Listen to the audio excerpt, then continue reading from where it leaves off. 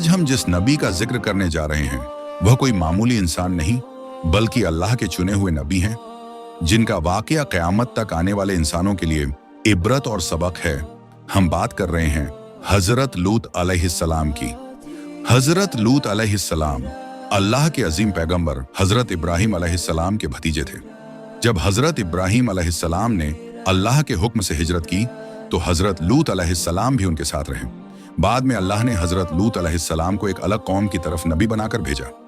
वह इलाका जिसे आज हम सदूम और अमूरा के नाम से जानते हैं, वहीं हजरत लूत अलैहिस्सलाम की कौम रहती थी। यह कौम दौलत में, तिजारत में और दुनिया के ऐशो आराम में बहुत आगे थी, लेकिन अखलाकन और शर्म हया के मामले में सबसे ज्यादा गिर चुकी थी। इस कौम का सबसे बड़ा गुनाह वह था जिसे उस वक़्त से पहले दुनिया ने कभी खुल्लम खुल्ला नहीं किया था। यह कौम मर्दों के साथ वह गुनाह करती थी जिससे अल्लाह बेहद नाराज होता है।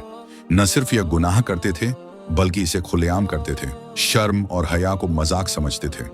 अल्लाह ताला ने रहमत करते हुए इस कौम पर फौरन अजाब नहीं भेजा, बल्कि पहले उन्हें समझाने के लिए एक नबी भेजा, और वह थे हजरत लूत अलैहिस्सलाम।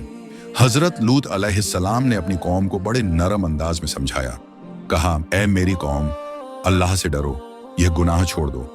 दुनिया में कोई भी कौम तुमसे पहले ऐसा नहीं कर चुकी। औरतों को छोड़कर मर्दों की तरफ जाना सरासर गुनाह है। यह रास्ता तुम्हें तबाही की तरफ ले जाएगा।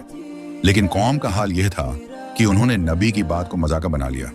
कुछ लोग हंसते थे, कुछ ताने मारते थे और कुछ कहते थे कि अगर तुम सच्चे हो तो अल्लाह का अजाब ले आओ।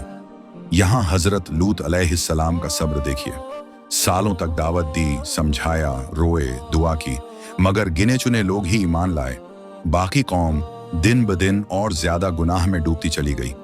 यहाँ एक बड़ा करिश्मा और अल्लाह की हिकमत सामने आती है। अल्लाह ताला ने फैसला किया कि अब इस कौम को और मोहलत नहीं दी जाएगी, लेकिन अल्लाह अपने नबियों को बेखबर नहीं रखता। एक दिन हजरत लूत अलैहिस्सलाम के घर कुछ मेहमान आए। देखने में बेहद खूबसूरत नौजवान लग रहे थे। असल में वह अल्लाह के फरिश्ते थे जो इंसानी शक्ल में आए थे। हजरत लूत अलैहिस्सलाम उन्हें पहचान नहीं पाए, लेकिन उनके दिल में अजीब सा डर बैठ गया। उन्हें पता था कि उनकी कौम कितनी गिरी हुई है। उन्होंने मेहमानों को छुपाने की कोशिश की, मगर बात फैल गई। कौम दौड़ती हुई आ गई, दरवाजे पर शोर मचाने लगी, गुनाह का इरादा लेकर। यह वह लम्हा था जहां एक नबी की बेबसी सामने आती है। हजरत लूत अलैहिस्सलाम ने कहा, ऐ मेरी कौम, अल्लाह से डरो, मेरे मेहमानों को जलील मत करो, यह हराम काम छोड़ दो। लेकिन कौम ने जवाब दिया, हमें तुम्हारी नसीहत की जरूरत नहीं, यहीं से अल्लाह की कुदरत जाहिर होती है। फरिश्तों ने अपनी असलियत जाहिर की और कहा, ऐ लूत, डरिए मत, हम अल्लाह के भेजे हुए हैं, यह लोग आपका कुछ नहीं बिगाड़ सकते। फिर अल्लाह का हुक्म सुनाया गया, ऐ लूत, रात के आखिरी हिस्से में अपने ईमान वाले लोगों को लेकर इस बस्ती से निकल जाओ। पीछे मुड़कर मत देखना, सिवाय तुम्हारी बीवी के, वह अज़ाब में शामिल होगी। यह भी एक बहुत बड़ा सबक है कि नबी की बीवी होकर भी जब ईमान नहीं था तो अल्लाह ने उसे नहीं बचाया। फिर वह रात आई जिसने पूरी दुनिया को हिला दिया। अल्लाह ने जिब्रील अलैहिस्सलाम को भेजा। उन्होंने जमीन को उठाया, पूरा शहर पलट दिया, और फिर आसमान से ऐसे पत्थरों की बारिश हुई जिन पर हर गुनहगार का नाम लिखा था। सुबह होते होते वह इलाका तबाही की मिसाल बन चुका था। आज भी वह जगह मौजूद है जहां कुछ नहीं उगता, पानी भी कड़वा है, ताकि कयामत तक लोग इबरत हासिल करें।